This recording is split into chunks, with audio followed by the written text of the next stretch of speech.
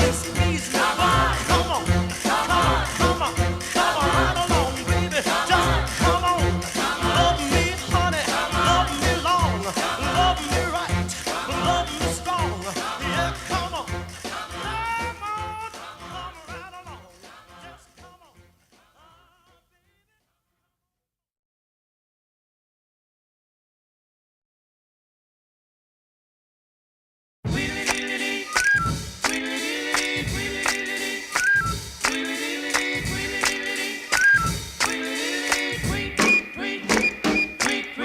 He rocks in the treetop all the day long, hopping and a bopping and a singing his song. All the little birds on Jaybird Street love to hear the robin go tweet, tweet, tweet. Rockin' Robin, tweet, tweet, rockin' Robin, tweet, tweet. Slow rockin' Robin, 'cause we really gonna rock tonight. Every little swallow, every chickadee, every little bird in the tall oak tree. The wise old owl, the big black crow, flap of their wings, sing and go, bird, go. Rockin' Robin, tweet, tweet, rockin' Robin, tweet, tweet. Slow rockin' Robin, 'cause we really gonna rock tonight. Slow.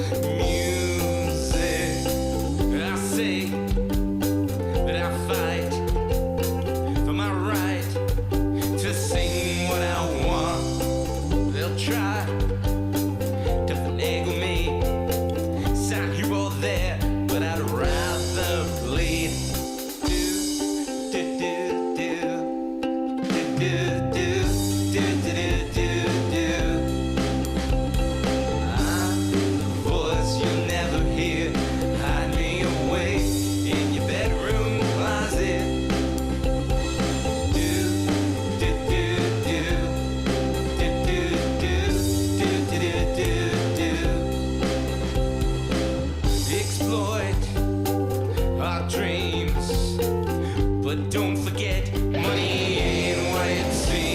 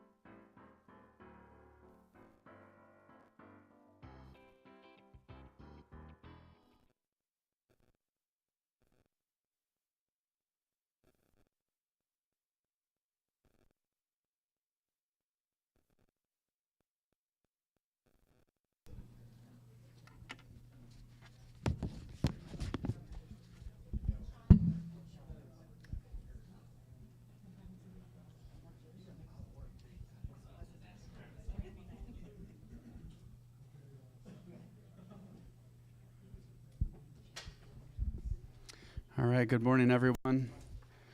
Let's start with the Pledge of Allegiance. I pledge allegiance to the flag of the United States of America and to the republic for which it stands, one nation, under God, indivisible, with liberty and justice for all. All right, it's great to see a full room. Thank you very much for coming. This is the March Northern California chapter meeting for the Association of Public Safety Communication Officials, APCO. It's great to be in a new location. I see a ton of new faces, kind of getting tired of the normal ones.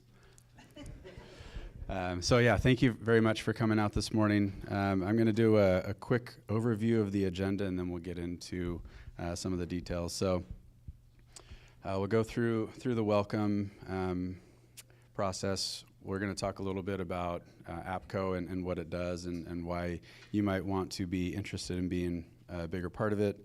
We're going to go through some chapter committee reports, and you guys can hear some of the things that the board of directors and the chapter itself is working through. And then at 10 o'clock, we'll hear from Paul Lambert from Cook's Communications. And then at 11 o'clock, there's a keynote speaker, Greg Glenn from Comba. If any of you have any interest or participation or influence or have issues because of in-building coverage systems, you'll definitely want to be a part of that presentation. Greg's spoken a lot for the chapter. He's presented this presentation, I think it was in Napa last year. He also presented it at the California State APCO conference in 2024, and I believe he's presented it at IWCE conference as well. So he's got some great information, and if you want to talk to him after, he'll talk your ear off, and he'll be happy to do so. At 12 o'clock, we'll have lunch and raffle prize, or door prize. So when you registered, if you didn't get a ticket, be sure to see Mike and get one of those. I know there's several great prizes up there today. And then at 1 o'clock, Michelle will lead the operations working group.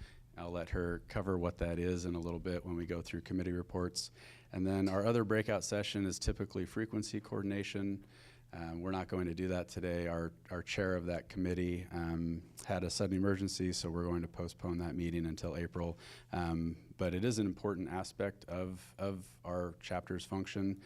So Michael, our co-chair, is going to provide a little bit of information about what we usually do for frequency coordination. All right, so with that, we'll get started on thank yous and welcome. So thank you very much to Clovis PD for hosting this. It's a great facility and great to see it packed. And thank you very much to Paul from Cook's Communications for helping to coordinate, facilitate, and sponsor this meeting. And we'll hear from him in a little bit. So with that, we'll go through introductions. My name is Carl Grover. I'm the president of NorCal APCO. I am a program manager for infrastructure services and projects with Roseville IT. So we provide a lot of support for Roseville PD, Roseville Fire, Roseville Electric, Public Works, et cetera.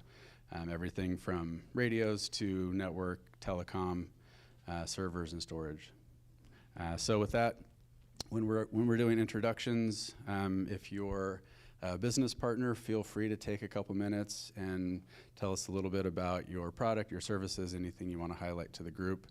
If you're from an agency and you have a particular project or issue that you're working through, this is a community, so we work through issues together. So feel free to say, I'm having trouble with this, or I have this project coming up. There's probably someone in here that's gone through something similar and can help you out. So feel free to take a moment to state that as well. So otherwise, just name and agency, and if you want to tell us anything further, feel free to do so. So we'll start right here. Good morning. My name is Sean Vanderpool with Visalia Fire Department. We're just interested in looking into more of what APCO has, and happy to be here. So, thank you. Hello, I'm Brian Bondi. I'm with the County of Fresno radio team. We service local county sheriff radio system, as well as American Ambulance, EMS, and other county agencies. Thank you. Same, just Jessica Gomez. And I'm John Holland. I'm a radio tech for the County of Fresno, and we take care of Fresno County, obviously, and the County of Madera.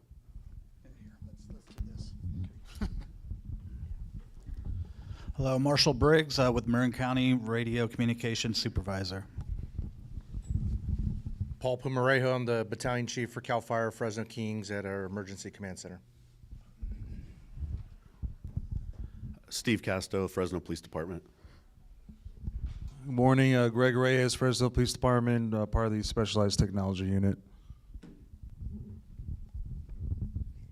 I'm Brooks Phelan with Kings County Sheriff's Office. I'm Jim Phelan with the Kings County Sheriff's Office. I'm the communications technician for Kings County. Michelle Elmore, Tracy Police Department Dispatch Supervisor and one of your Board of Directors.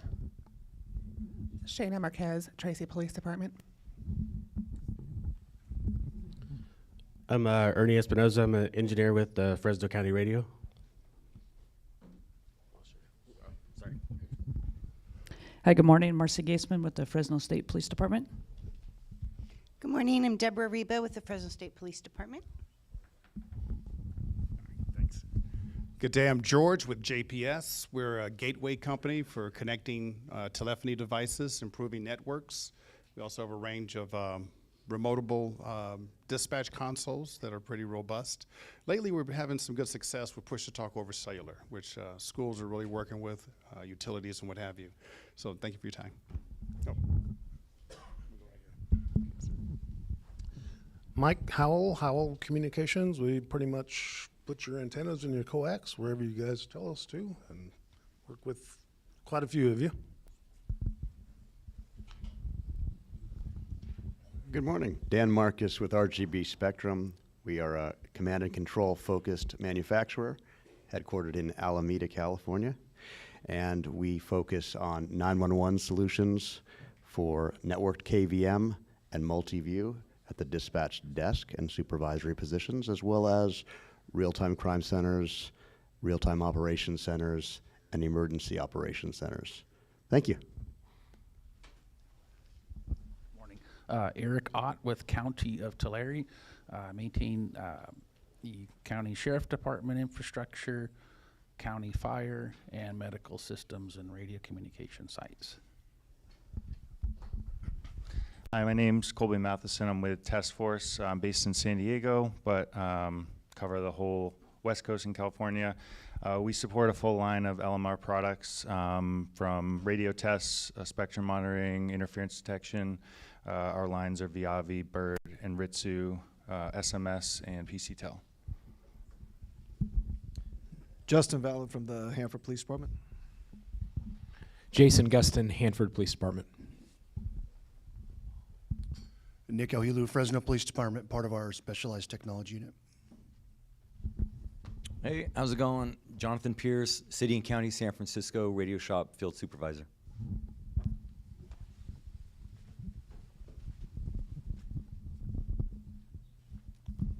Good morning, Greg Glenn with Comba Telecom.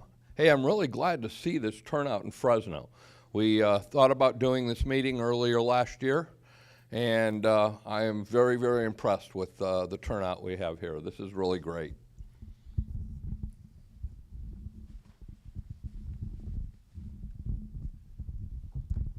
Good morning, Larry Weber with the sales group.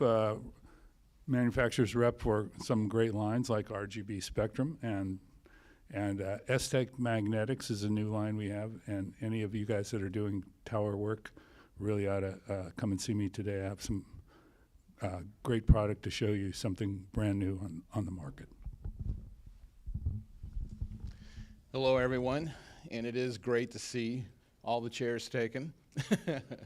So, you know, especially on this wet day. I'm with the sales group. We're manufacturers reps for several products. I'll mention RF Technologies.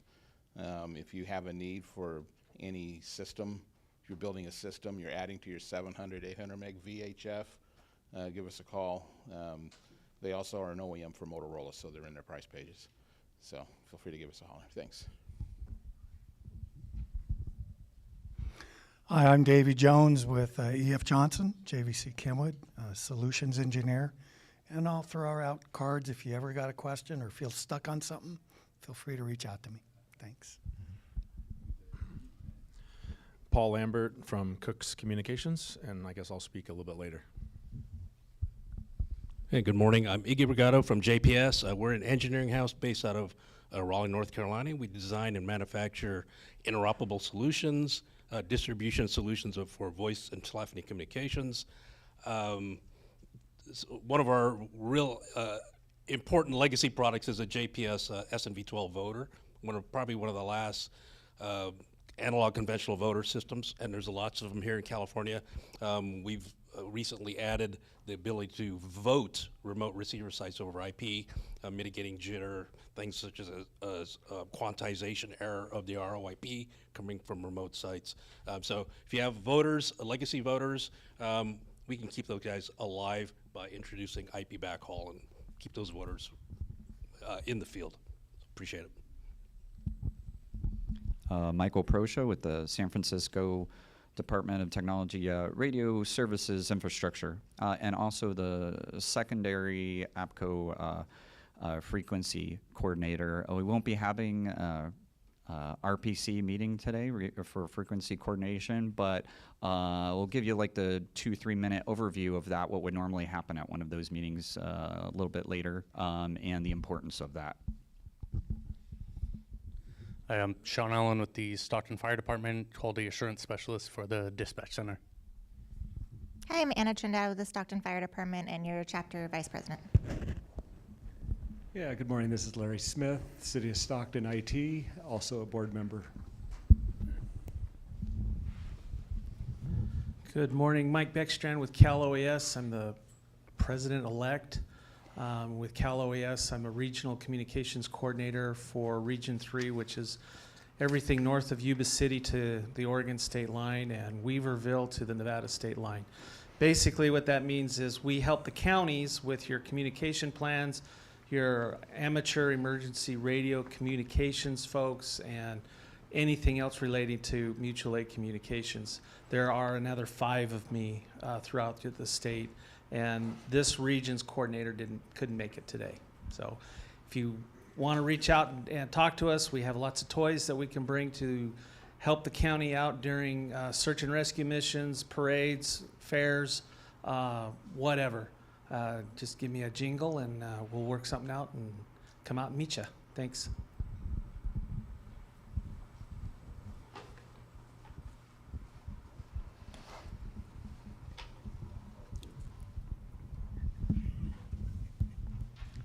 Hi, I'm Jim Lencioni. I'm with the County of Placer. I'm also your chapter PIO.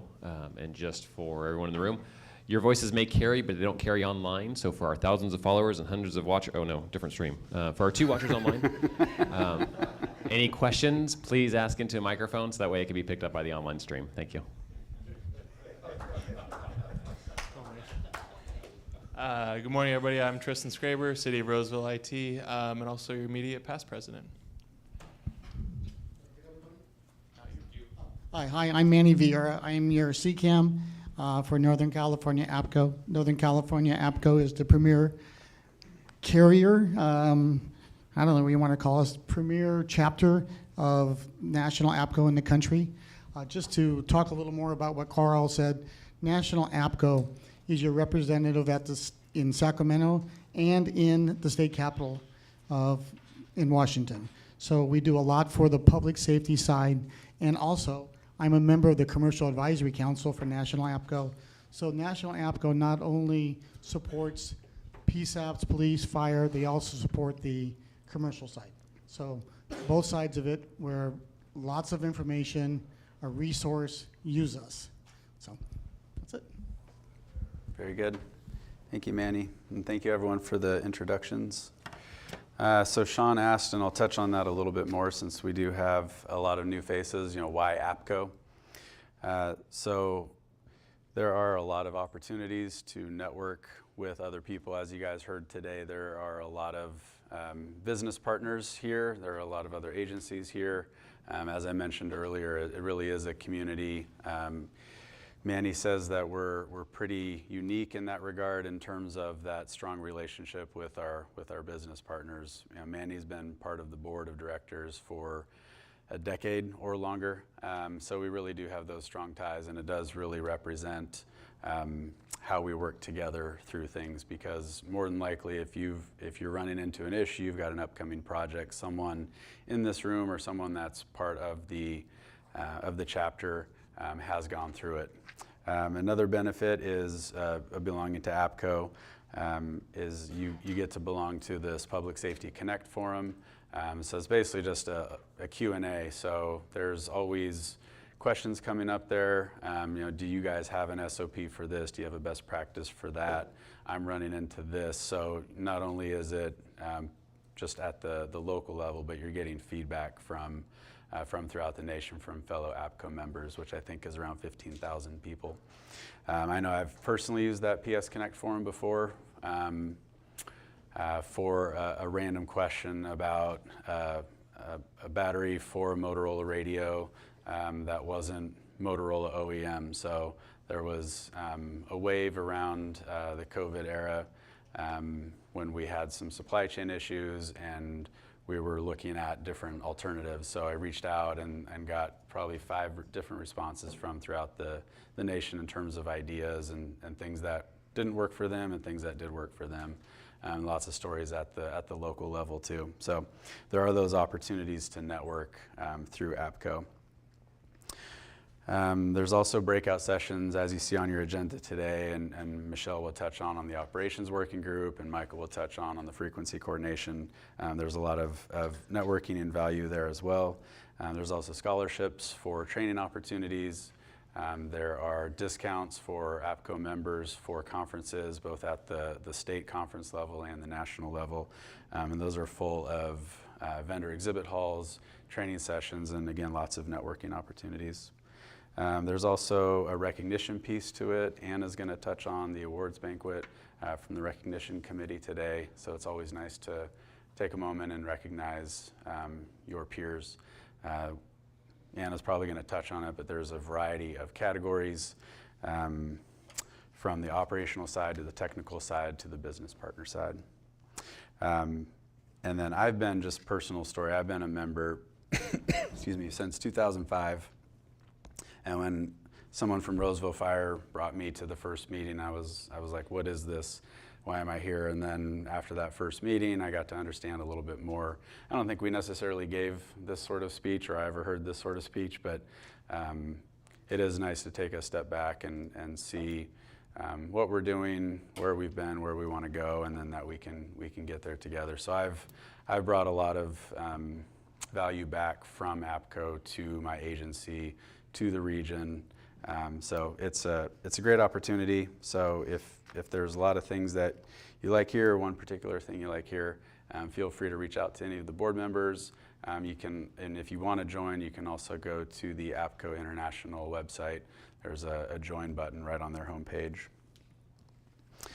So with that, we'll get into committee reports, and I think you guys will start to see some of the things that we're talking about nebulously right now. We'll get into some of those details. So first up, Anna, do you want to give us an update on awards and recognition?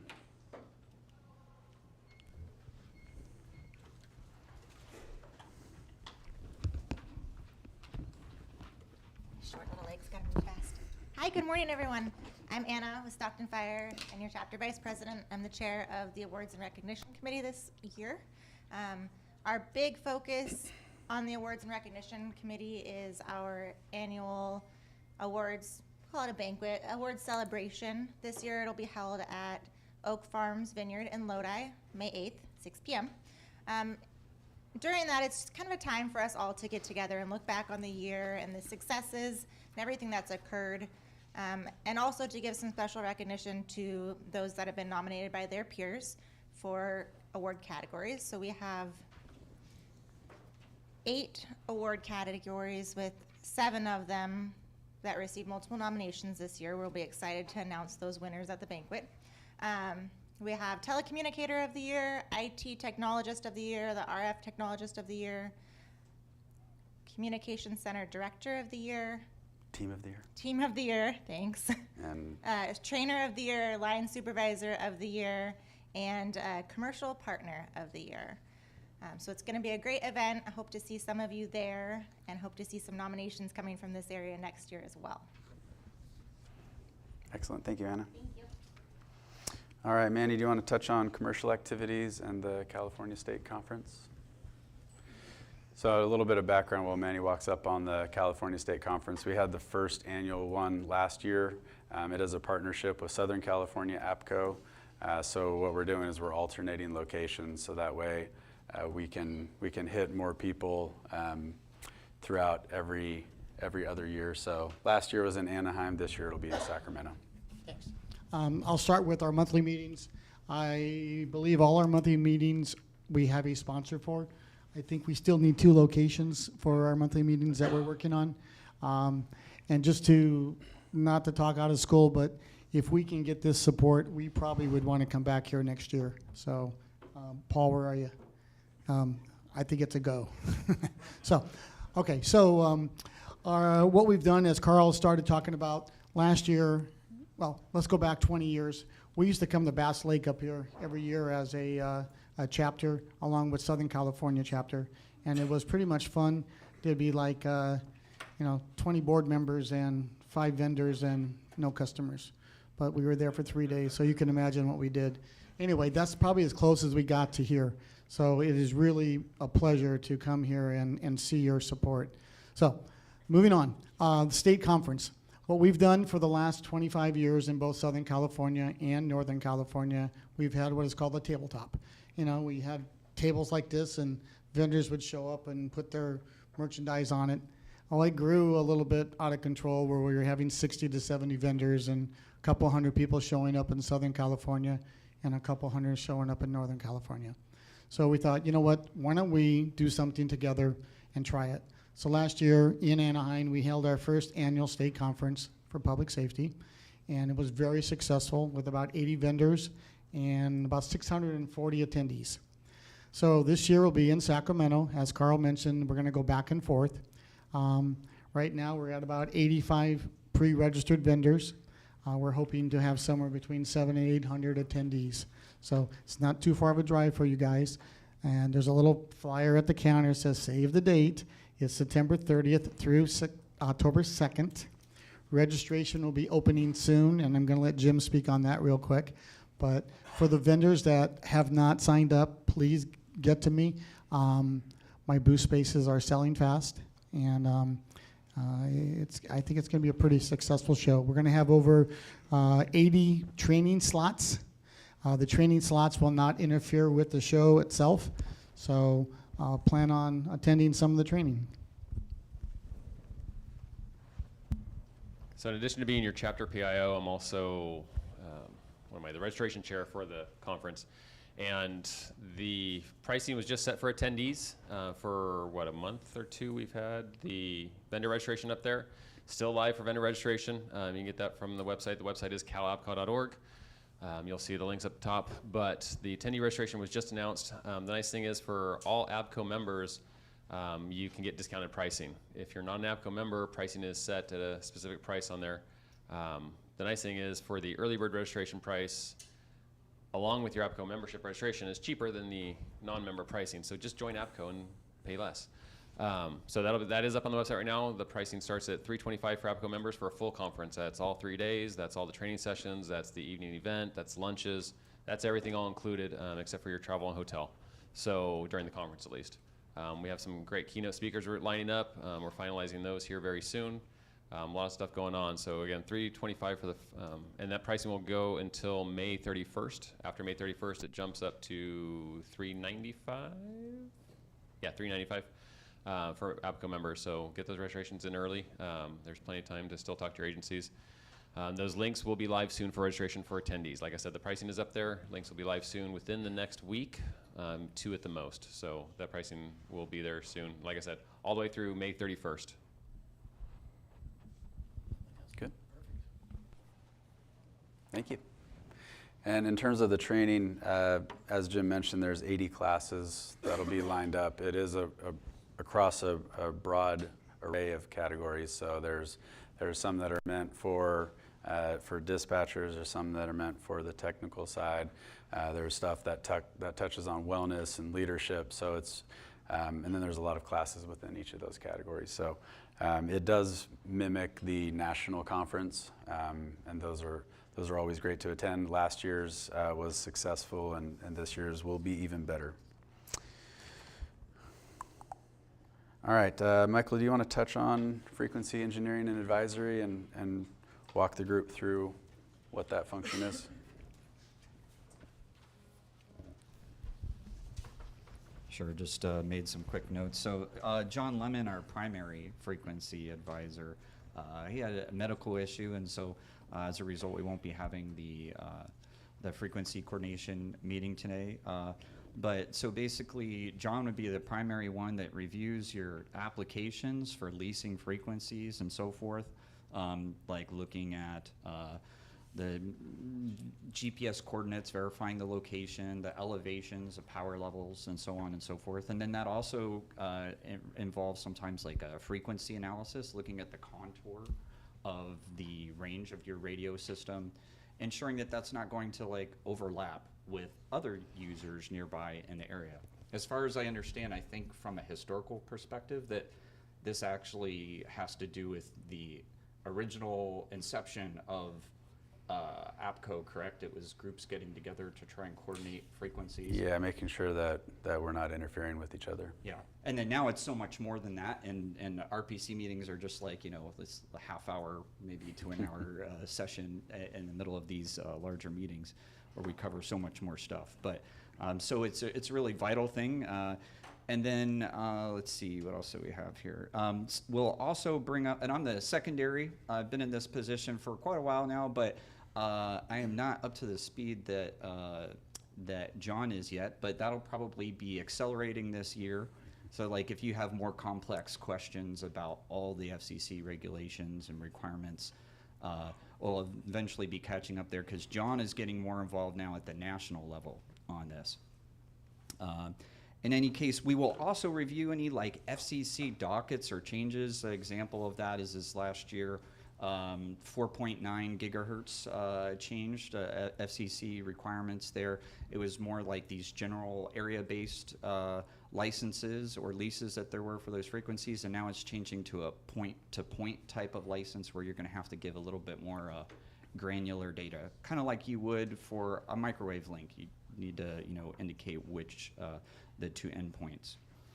And then we have RPC. So what are these meetings that we're not having today? Well, that's where various members of the region, and Carl knows more about all the requirements to be an RPC member, but and we do occasionally have openings, and there's kind of a churn every year. Probably one or two folks drop off, and then we need someone to fill. So if that's something that you're interested in, what we do is we all get together, and John, for the most part, approves or maybe finds any issues with applications. But once they get to a point of approval, they're all reviewed by the regional planning committee, where we can kind of coordinate. And if there is any areas, for example, of overlap, where perhaps it's bleeding a little bit into someone else's contour or radio range, oftentimes he might say, hey, a letter of concurrence is going to be required. Well, if there's issues with things like that, or you have concerns about frequencies that you think you might be interfered with or something like that, you can raise those concerns in these meetings. Generally speaking, maybe some smaller municipalities don't have like RF engineering staff. They might use a contractor or something to do all that for them, to find them frequencies. In some cases, if they have a hard time finding a frequency, we might be the ones trying to find a frequency for you that's available in the area. Sorry, it sounds like there's a question back there. I just have a quick question on the letter of concurrence. One that came up for me recently was trying to get one of the 173 6 channels for a pyramid repeater. And my attorney came back that I needed a letter of concurrence on a specific channel I looked for. And I cannot think of who it is, but it's a water district up in like Merced or somewhere that literally has all 6 of those 173 licenses.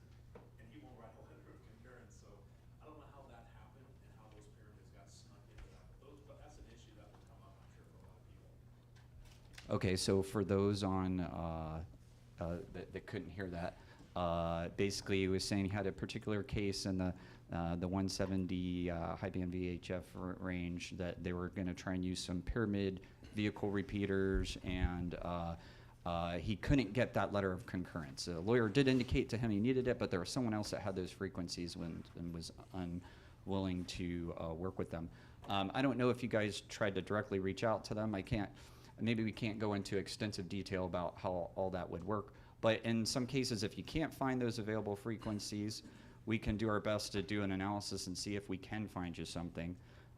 But my guess is if you got to that point, it might have been a really saturated area. In any case, compared to the Northeast, now that John is more involved in the national level, he was telling us that we have it pretty good here. Because we have pretty good coordination amongst all the bodies here. There's quite a few municipalities that participate, so we kind of know what's going on.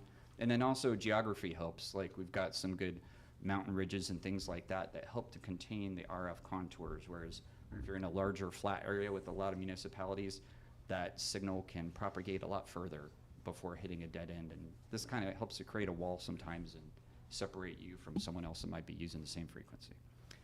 Okay, so then yeah, at those meetings we'll go over that and there'll be a vote and so on and so forth. If there's no nays, or if someone does have an issue, sometimes we'll delay an application and perhaps maybe needs a little additional engineering review or a deeper analysis until those can all come into agreement, that sort of thing. So I don't want to take up too much time here, but it's just kind of a review of, that's normally we would be having this meeting later where we'd review all that stuff, the applications for the month. Very good, thank you, Michael.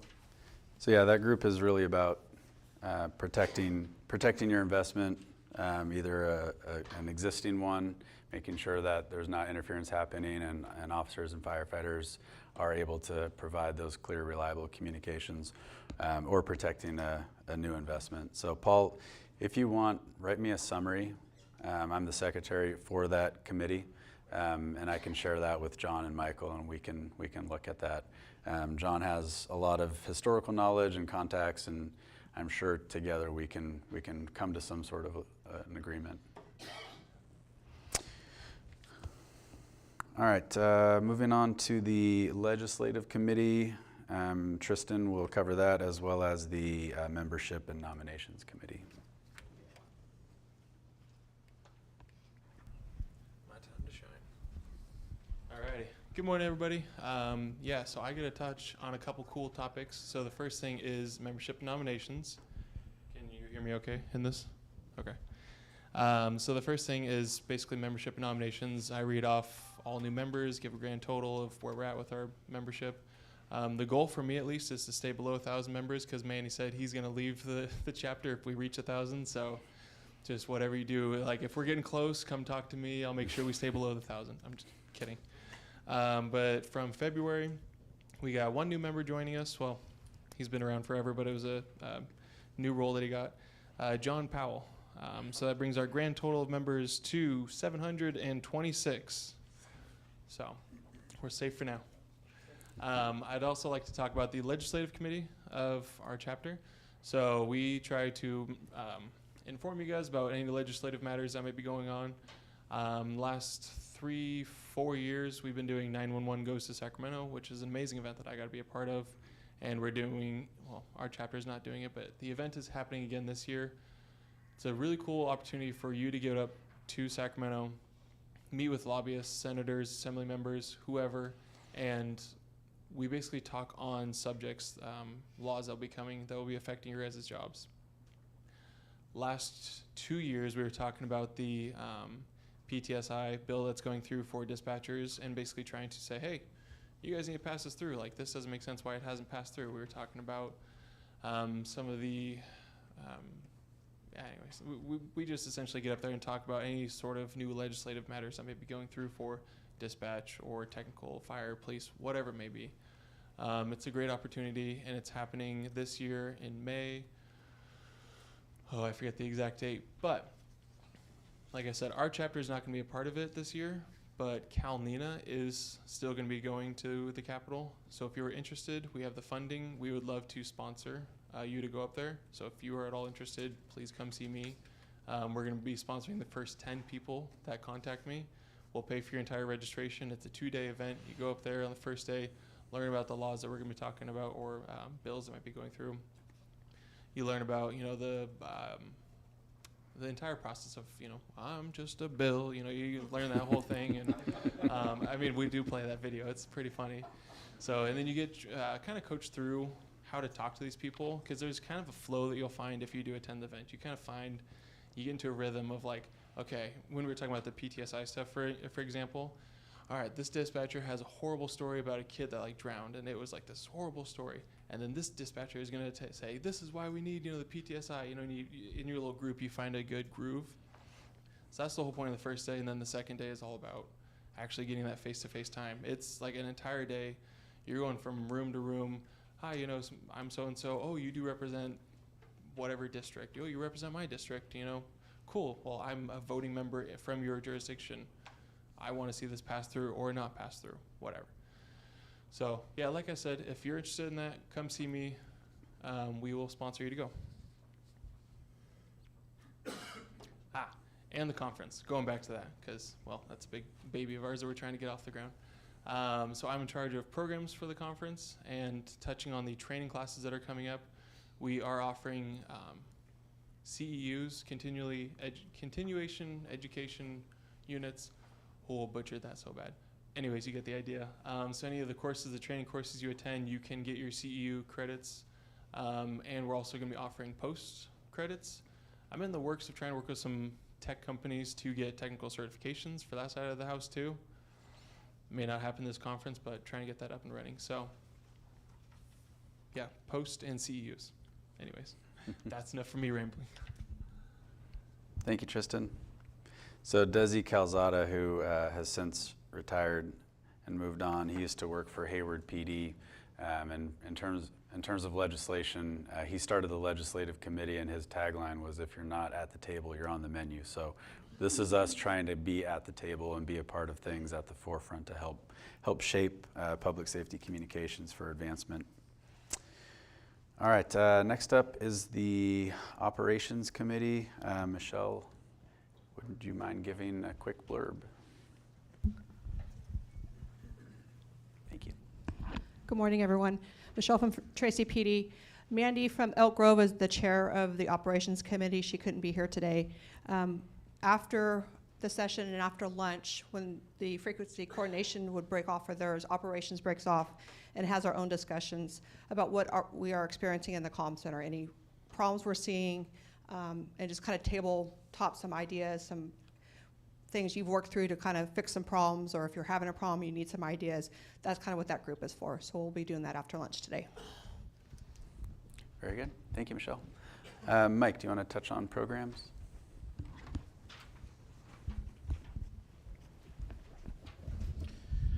And I'm going to put my OES hat back on for a minute. In regards to the conference, we are trying to get ATA reimbursement. So reach out to your 911 coordinator for your county, because there might be some training dollars available to be reimbursed to you if you come to the conference. I'll take that hat off and come back to here. So we know that our next meeting is going to be April 10th in Alameda at RGB Spectrum headquarters. Thank you very much for that. And then, like earlier, the awards banquet in Lodi on May 8th at 6 p.m. Now, we do have a couple of locations in June and July that we do not have a location. In June, it would be, we try to get over again to the Bay Area, and July 10th in the Napa area. So if you know somebody in those areas who would be willing to host us, reach out to us, any member of the board, and we'll make that happen. And also, I want to put a plug in for keynote speakers. If there is a topic that you are interested in talking about, let us know. It could be health and welfare, it could be science and technology, it could be anything under the sun that you would like to discuss. We're always looking for topics. The sponsors, the commercial sponsors usually come in and talk about their products and their services and things like that, so that's a naturally given. But as far as the keynote speaker that we usually have at 11 o'clock, is open. So if there's a topic that you'd like to discuss, let us know. We recently, just as a aside, we recently had a meeting over in Contra Costa County Sheriff's Office, and they talked about their drone program. Oh, yeah, Alameda County Sheriff. Alameda Yeah. County Sheriff. So yeah, they talked about their drones. They had a bunch of drones in here. They showed some videos on what their drone program can do. If your county has a drone program that you'd like to showcase, hey, we'll be more than happy to host that as a keynote. So reach out to us if you have any ideas. Thanks. Thank you, Mike. All right, I have the last two committee reports. We have a strategic planning committee that works with the board to talk about what was successful in the last year and what we want to focus on in the next year. So I'll just quickly review some of those from a high level. So one was improving participation at monthly meetings. One of the results of that general goal is being here today. We typically try to get outside of that Sacramento Bay Area corridor and reach out to other areas in Northern California. So again, we're really happy to see all the participation here today. Next high-level goal was participating in the second California APCO conference. You've heard about that. Improving chapter awards, you heard from Anna about that. And then updating our constitution and bylaws. So we do have a chapter constitution and bylaws to help guide us through turnover as years go by and board members go on, making sure that we're following the normal protocols and procedures to help provide sustainable success for the chapter. If anyone wants more details, I've got a printed copy of those details for strategic planning. And then the last update, this is from our treasurer, Jackie Andrews. So we always provide a monthly update at each chapter meeting in terms of where we're at financially. So we do have a lot of income coming back to us. We had a lot of expenses going out for the 2025 state APCO conference. I wrote a $32,000 check for renting the convention center. Several $1,000s here and there, it adds up. We're starting to, as Manny talked about, we're starting to get our business partners signing up, registering for those booths at the exhibit hall. So our total income for February was $56,967.80. Various miscellaneous expenses in the amount of $1,772.66. For a net in February of $55,195.14, and that brings our current balance up to, as of the end of February, $148,995.97. So we're doing well financially as a chapter, which helps us be prepared for and put on great training, great conferences, and really providing value back to the membership. So that was a very long committee report, but we wanted to take the opportunity to give you guys an insight into some of the chapter's inner workings and how we bring value back to the membership and to public safety communications in general. So with that, we will turn it over to Paul from Cook's Communications, and he's going to tell us a little bit about Cook's Communications Company and the services that they provide. And then after that, we'll have a networking break until Greg's presentation at 11.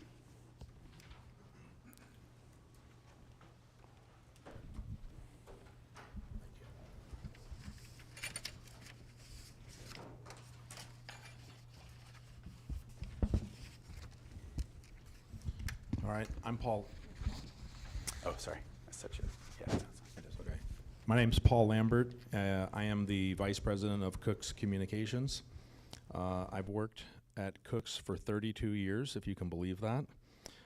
In that role, I've done everything from an installer, repeater maintenance, dispatch consoles, 911, maintenance of our own Spectrum Valley repeaters. What else? on-site repair. I did a lot of field service installations. I have 2 children. I'm going to be married 33 years this month. I'm into shooting competitive pistol, long-range rifle. I'm kind of the typical radio nerd. I think technology has caught up to us. I'm looking at everybody in here sitting with laptops, emailing, and staying in touch, and no one's here just enjoying it. So it's kind of funny. I thought I'd just talk about Cooks. We were founded in 1946 here in Fresno. We installed the first non-public safety repeater back in the 60s for a farming outfit in Firebaugh, California called Hammond Ranch. I currently carry BK, EF Johnson, Harris, Kenwood, Tate, Zetron, Codan, Aviat Microwave, Saragon. We do sales, service, both in-house as well as field service. We do public safety upfitting in our shop. We do a lot of the agencies in this valley, full service radios, consoles, graphics, light bars.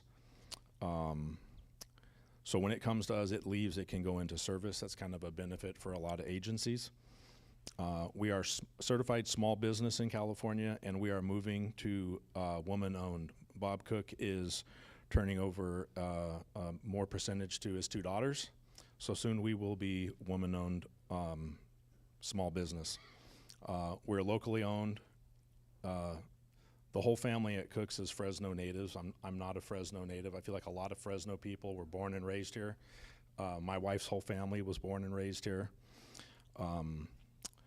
We lease tower space. We've leased some Spectrum. I have Manny LTR systems. I have a NextEdge Type-C trunk system at 11 sites.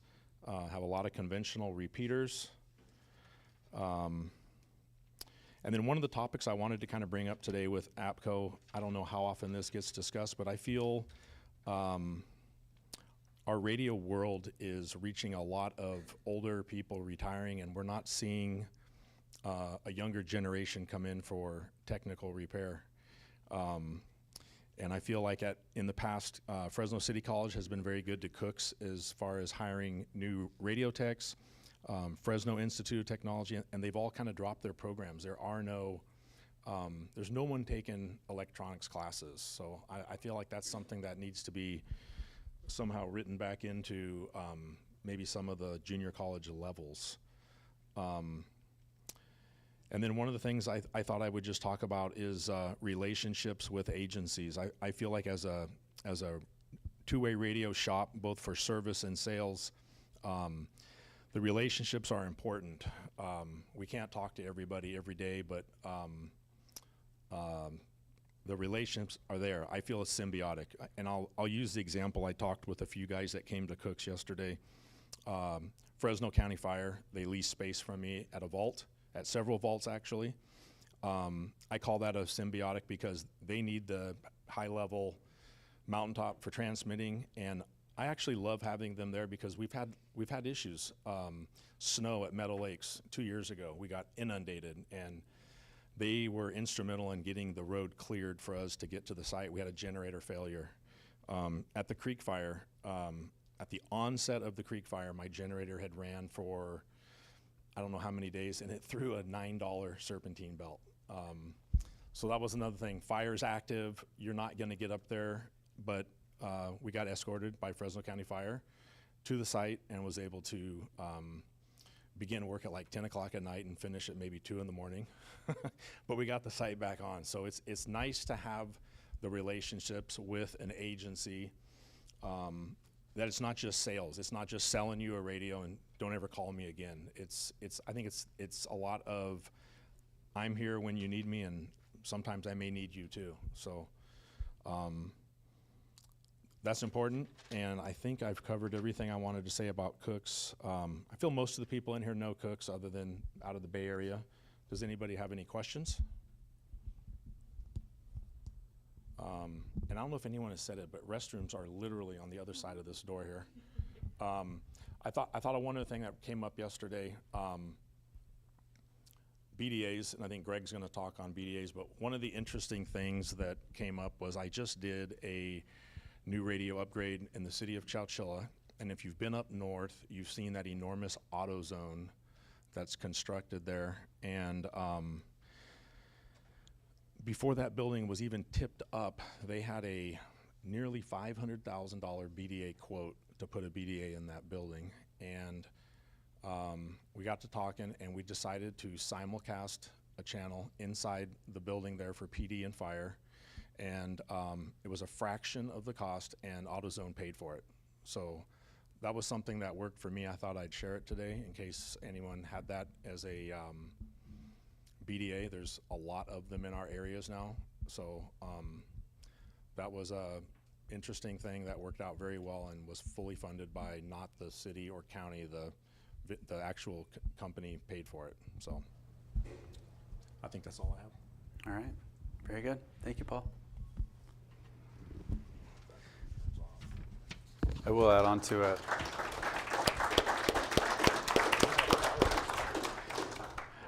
I will add on to a couple things that Paul talked about. So National APCO realizes that there is this growing gap between our current workforce for the technical side, and we're seeing that at local levels too. We're seeing that across all sizes of companies, small companies, big companies. Even Motorola is having trouble finding people. So National APCO recognized that, and they're working on instituting some programs to provide training and opportunities and awareness for those positions, because they are vital to a sustainable service. And then the other piece, Greg will be talking a lot about BDAs, amplifiers for in-building coverage solutions here shortly. But there are a lot of facets that go into it, and what we're seeing, what Greg is going to touch on, is a lot of agencies end up in these bad situations because a BDA is thought of as the first and only solution, and sometimes that's not the case. Sometimes it's not designed well. Sometimes it's not coordinated with the licensee. So there's lots that goes into it. So it's good to hear that someone like Paul's company, Cooks, is providing that value and is bringing that back.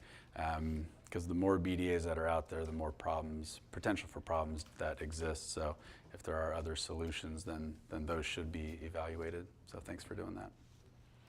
All right, with that, we'll have about a half an hour break. So please take the time to network. Paul's provided some donuts and coffee.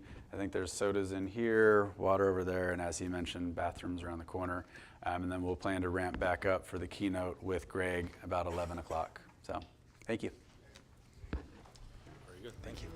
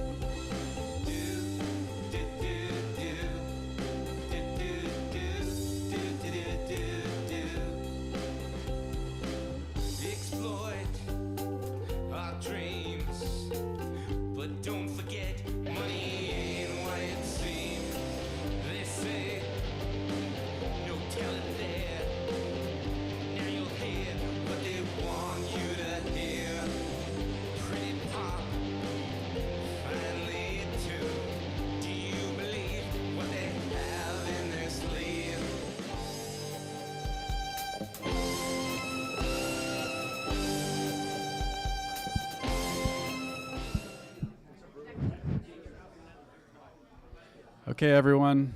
We're going to get started with the keynote speech in 1 minute. So if you guys can, sorry to break up all the networking, but if you can, take a seat and Greg will start shortly.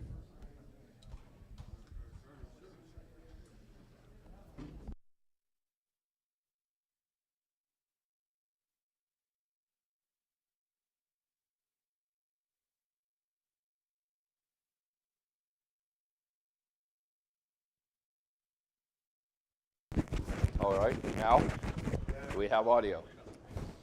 Houston, do we have ignition? Okay, good morning.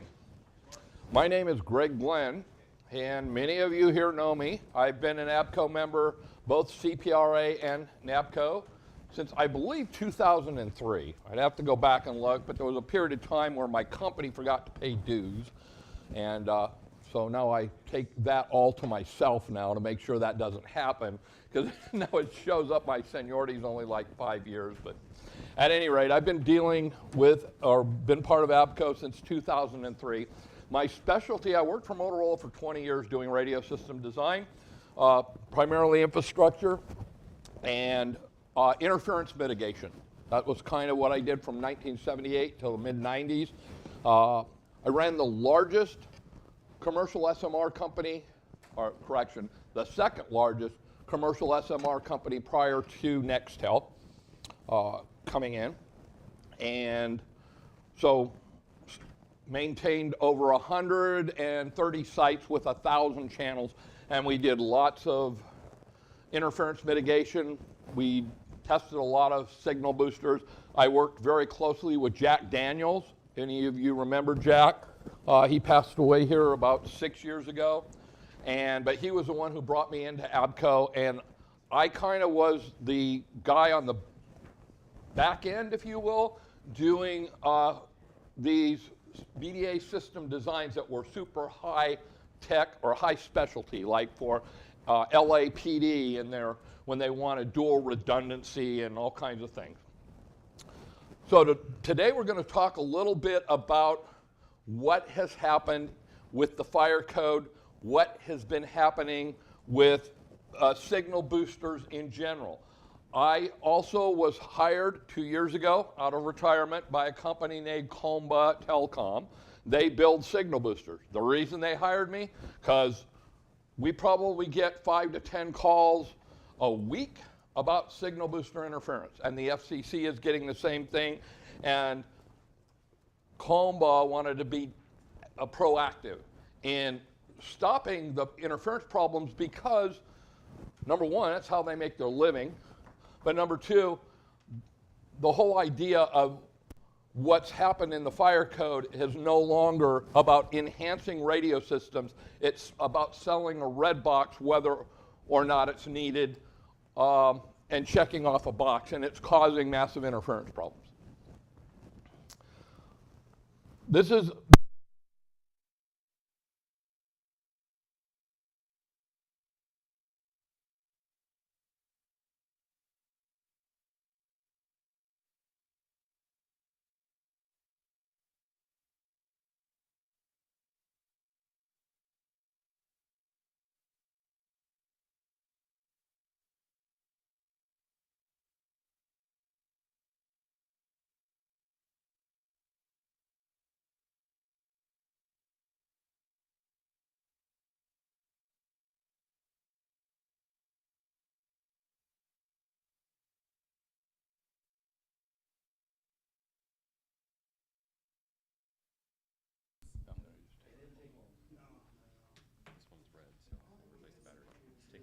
okay, I will. See if we can get them going again. All right, here we go. All right, so I travel around the United States. Most recently, I was in Los Angeles. They're experiencing massive interference problems. That was about 5-6 weeks ago. And then 2 weeks ago, I spent a full week in New Jersey because they're having all kinds of problems. I work closely with the FCC, and we're really trying to get this under control. I have an 8-hour course that I give for folks that are the licensees, the ones who are by federal law responsible for the use of signal boosters. And this is kind of the curriculum in that course. I'm not going to cover everything in here today. Obviously, I don't have time. Unfortunately, when I do APCO events, typically I get about an hour. And this is something that has many different tentacles and takes a lot more than an hour to discuss, but I'm just going to go over skim over some of the topics here today. And COMBA, as a corporation, sponsors training events. We do not charge. It is not a sales event, right? We don't come in and try to sell anything. It's strictly technical event, and that's my job with COMBA, is to do that across the United States. Hopefully we can get this booster issue under control before somebody like the FCC says, I'm sorry, we're no longer going to allow you to use those. Okay, why are we here today? We want every first responder to have radio coverage wherever they need it, right? In building, out of building, or otherwise. We never want to degrade the public safety radio network. That's not the goal here. And we don't want the FCC having to troubleshoot signal booster interference. It's not a good look, and frankly, they don't have the time or the money. Currently, we have 2 fire codes that are, the International Fire Code along with NFPA are, for the most part, dictating the use of signal boosters. It's not quite 100% legal under the federal law, but that's what's happening. Both those codes speak to using an active component called the signal booster for remediating in-building coverage issues. So this particular course that I do is typically about the FCC rules, right? I guarantee you I can stand in a room with 20 fire marshals and they will all have a different interpretation of the fire code, number one, but number two, even though it's in the fire code, they don't know anything about the FCC rules that govern the use of signal boosters. All signal boosters that are used for public safety, with the exception of a couple, that would be you, Jim, right? You guys aren't Part 90, right? So most public safety operators are Part 90. Now, I believe you're Part 22. There still are rules that are very similar for Part 22. But we're going to talk about the Part 90 rules today. Signal boosters are a really good tool for eliminating weak coverage areas in the midst of strong coverage areas. In other words, right, I'm in a building, I don't have coverage, but I have good coverage outside, that sort of thing. Or I'm looking down into a canyon and I don't have good coverage down there because it's shaded. Signal boosters have been used since the 1980s, actually, you know, the first ones were probably brought out by TXRX in the late 80s and pretty much used for public safety directly, jails and that sort of thing. It hasn't been up until the last 7 years that we've seen massive interference problems with signal boosters. So we want to stop that. And this problem comes to bear when signal boosters are not used without coordinating with their licensee. The federal law does not allow anybody to use a signal booster except the licensee. We'll talk a little bit about that, but that's where the biggest problem is. If people were following the FCC rules, we wouldn't have the problems that we have today. Okay, even though there is a lot of terms that are interchanged when we talk about signal boosters, right? The actual term the FCC uses is signal booster, but you'll hear the term BDA, ERRCS, ERCES. Everybody's got a different name for it. The bottom line is the only component that can be used for amplification under the FCC rules is what they call a signal booster, so changing the name doesn't change the rules, right? Just because I call it a red light and it's green, it doesn't change it, it's still what it is. While BDAs are often used to describe a signal booster, the FCC does not authorize the use of BDAs. They only have signal boosters. So I'm going to use the proper term because the market wants to use a bunch of different terms, I think partially to mix things up. But we're talking about signal boosters, and we're talking about the red box that sits in a building designed to amplify a radio signal to bring in public safety into a building. Federal law only allows one party to grant permission or to use a signal booster, and that is the FCC licensee. So how many in here are licensees?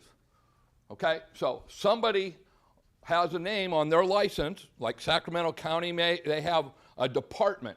Some actually have a name. That is the only person that can authorize the use of a signal booster. It's estimated that over 90% of all signal boosters in operation today are operating illegally.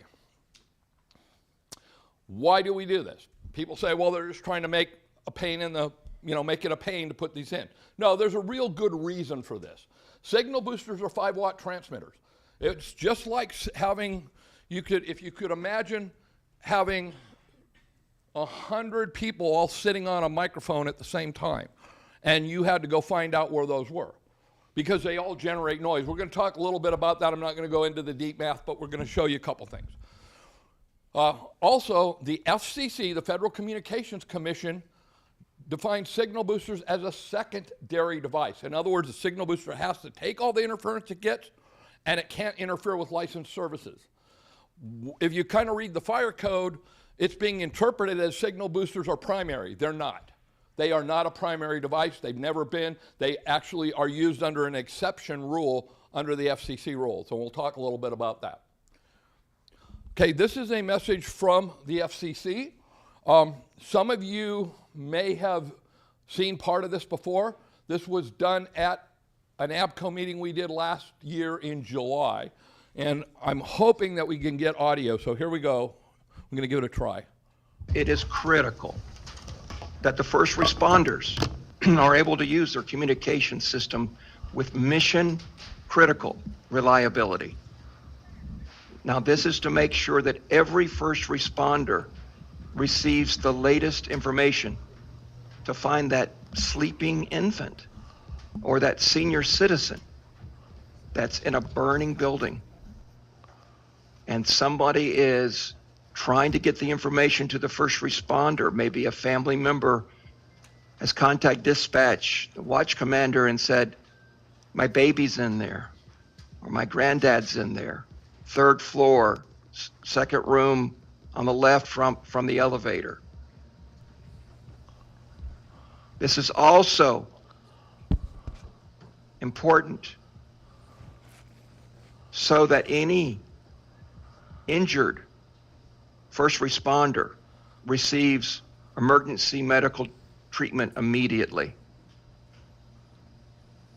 If a booster is causing a higher noise floor and that signal does not go out and EMS cannot get there in time, seconds count. So any proposed public safety signal booster must first be approved by the licensee. And I would suggest before it can even be turned on to test, because during testing, you could interfere with the public safety licensee right in the middle of an emergency close by. There would be no other way for them to know it, and you could be complicit in a terrible tragedy. I recommend that the required written letter of express consent from the licensee, this is the letter that you've given the building to put in the booster, your permission, you're delegating your licensee privileges, your license to them. I recommend that this letter be placed in a very sturdy envelope, clearly marked. Typically, I like to see with a Sharpie, maybe on a big brown manila envelope, and sealed. And then this taped to the outside of the booster cabinet in plain view. And then another copy should be safely kept in the office of the building management, so it can be made immediately available to the FCC during any inspection. And if you have any confusion about that, please read FCC Rule 90.219. It is very clear. Mr. Glenn probably hasn't shared that I am also a first responder. I am a reserve deputy with the LA County Sheriff's Department. So I take this very seriously. I take what you guys do very seriously, and I appreciate this opportunity to speak with you today. Thank you. Okay, that was a portion of a presentation that actually went a little bit longer. The FCC has actually stood up an online portal to report illegal signal boosters. I'm not going to go into that today, but I would highly recommend that if any licensee, if anybody is aware of a booster that hasn't been approved by the licensee, that they go ahead and report that to the commission. I'm working now also with the director on the northeastern side of the U.S. We got the same problem showing up there. We've actually had the problems for a while, but now people are really starting to realize it because they're losing portable coverage is how it typically starts. Okay, my next one is, this is Bill Ruck. He's a longtime APCO guy. He's kind of like me. He's a radio geek, right? And I thought he did a real good synopsis of what's happening. And so I put this, it's another two or 3 minute presentation, but it really goes to the core of the problem. Signal boosters are another way of band-aiding your system design. And a signal booster properly installed and properly working is a great thing because you can now get coverage. 20 or 30 of them in the same area is a problem. And now you're noising up your thing. And so we're not solving the basic problem, which is when I had a radio in my car, okay? And that's one of the things we need to sit back and look at it and say, we really need to take a look at my radio system and put resources that nobody has today into making it right. So the other part of the problem is that over the years, as signal boosters have been put in, nobody ever thought about getting permission to do that. And now it is the licensee's problem because you don't know where they are. Okay, and so if you don't know where they are and you have a problem, how are you going to find it? So now it has become an unfunded mandate for licensees to put in the necessary time and effort and resources and basic shoe leather to go through your area, your community, and find all of them, beat up the people to get the, make it work right and get a letter of authorization to do that. So at least if there's a problem at First and Main Street, you'll know, hey, that's probably the something or another building. So this is now, we have to go backwards in time, and we have to figure out where all of them are, and we have to document that and get permission to do that. And that is a resource-intensive thing. It doesn't require engineering as much as it requires shoe leather.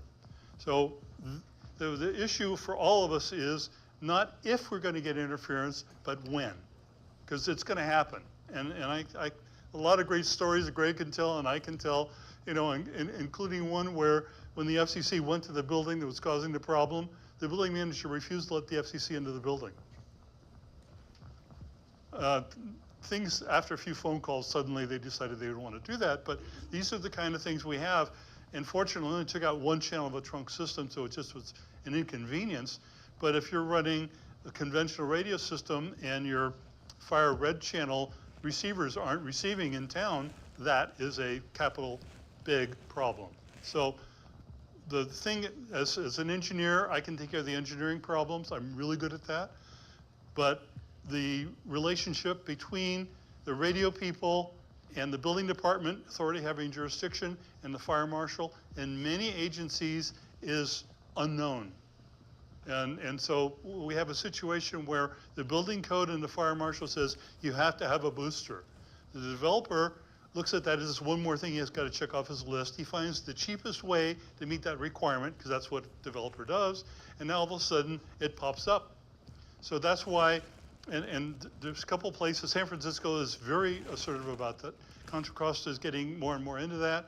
A few other agencies are finally caught onto that, but it is really a requirement of the CAO or the head of your agency, community, county, or whatever, has got to beat up the authority having jurisdiction and the fire marshal to say you have to work with the radio people.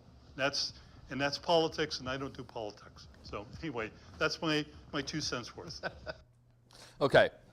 I like Bill saying it because it's another mouth saying it. I've been saying it for 7 years, and I think people get tired of hearing me. But the bottom line is that there are physics. These are real radio devices, and they can cause real problems if not used properly.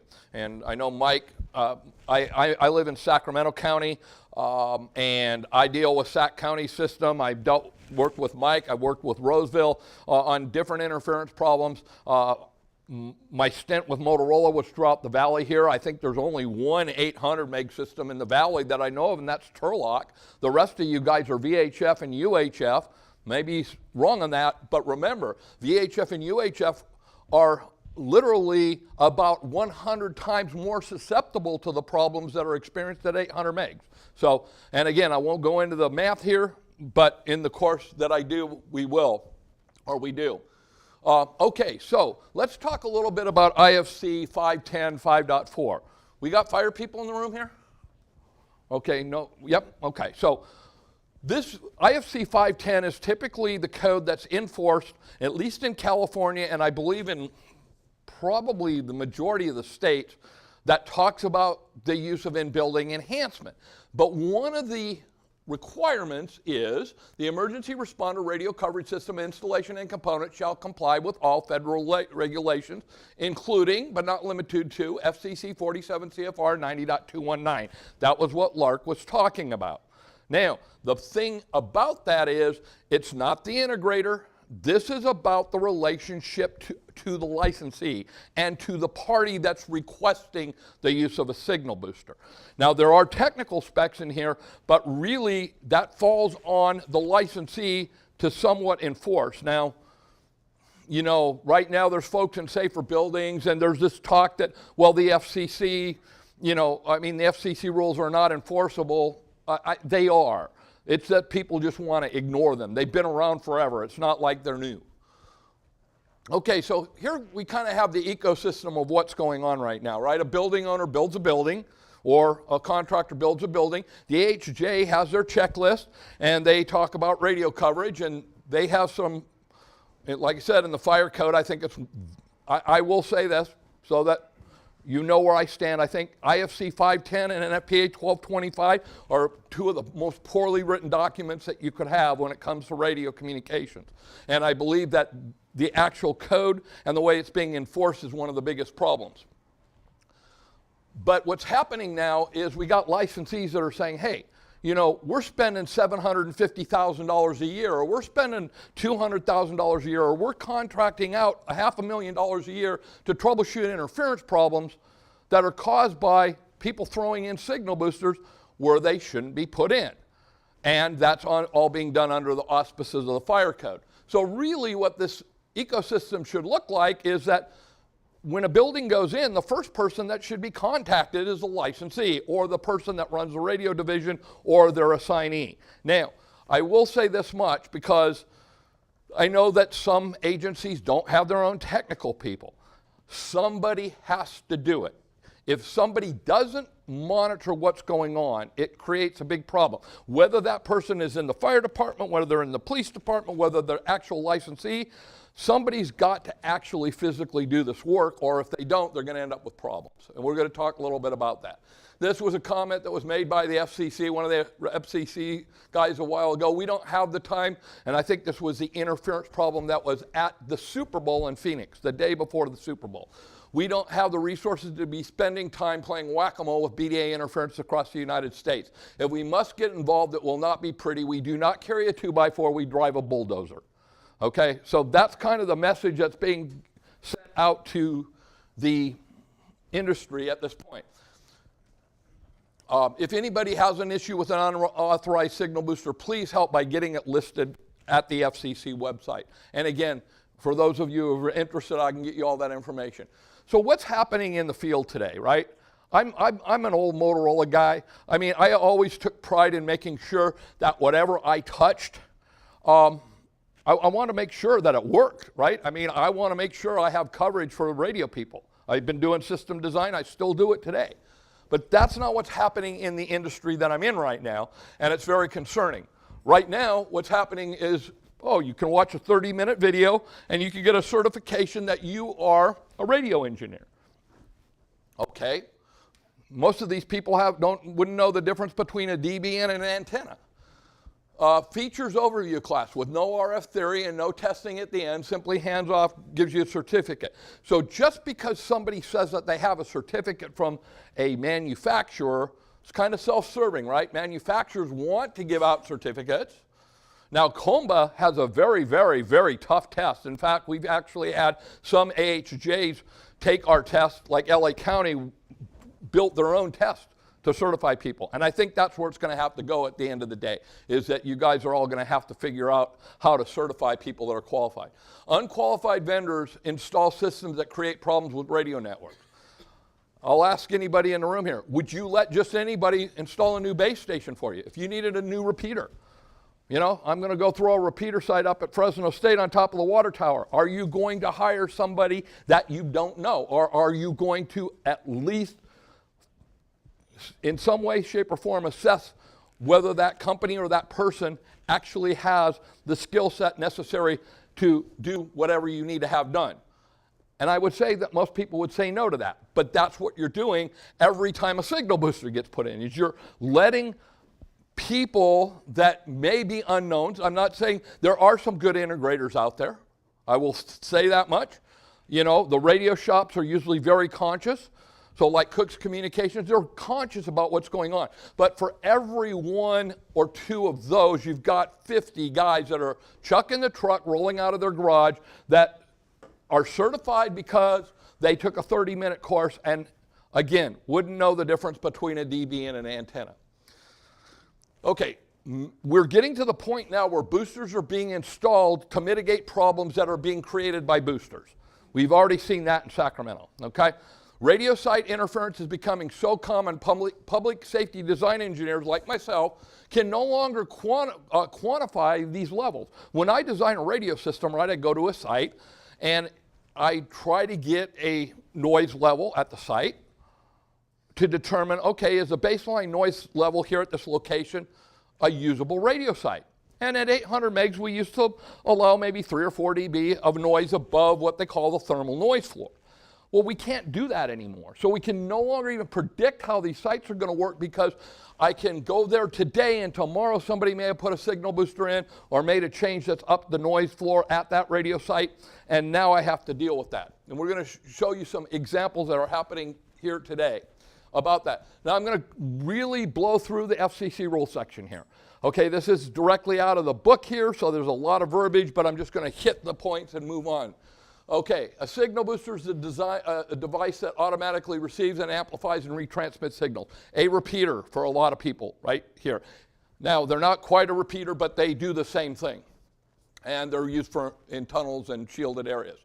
Okay, the licensee for stations operating above 150 megahertz, so the CHP can't legally use a signal booster under this. Anything below 150 megahertz can't use a signal booster under this rule.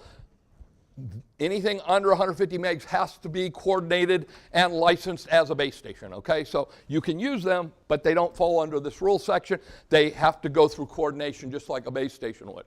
PLMRS licensees for stations operating above 150 megs can operate signal boosters, limited to the band for which they're authorized as needed, anywhere within their service contour, but can't go out of their service contour. Why is that important?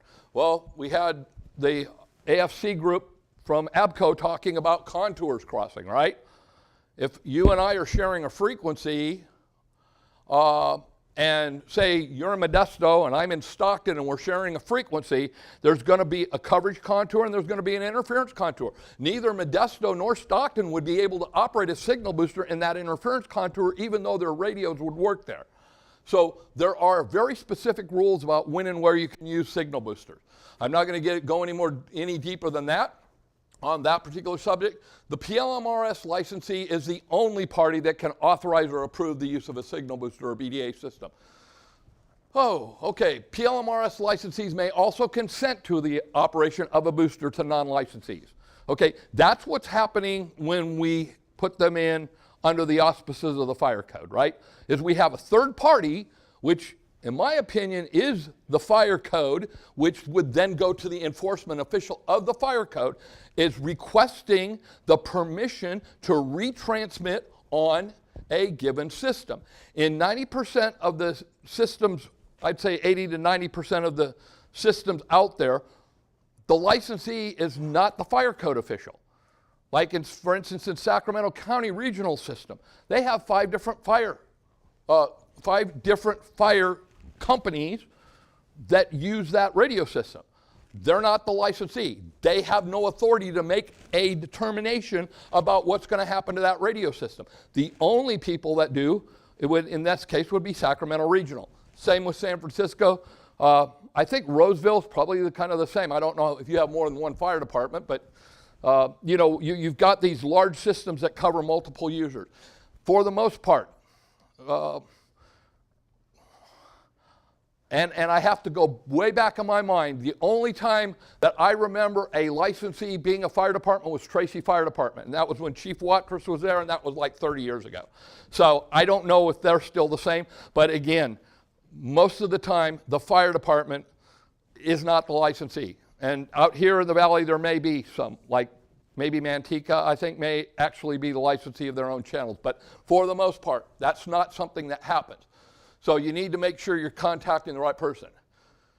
Can they authorize it? Okay, so one of the rules in the FCC rules, and I didn't want to go into detail, is reasonable control, okay? The licensee has to maintain reasonable control of that signal booster. Whether or not they own it, the FCC law says that they have to maintain reasonable control. Now, we've had some push. What's reasonable control? It's pretty simple. If the FCC called you up and said, I want you to shut off all the signal boosters in this geofence area, can you do it in 4 hours?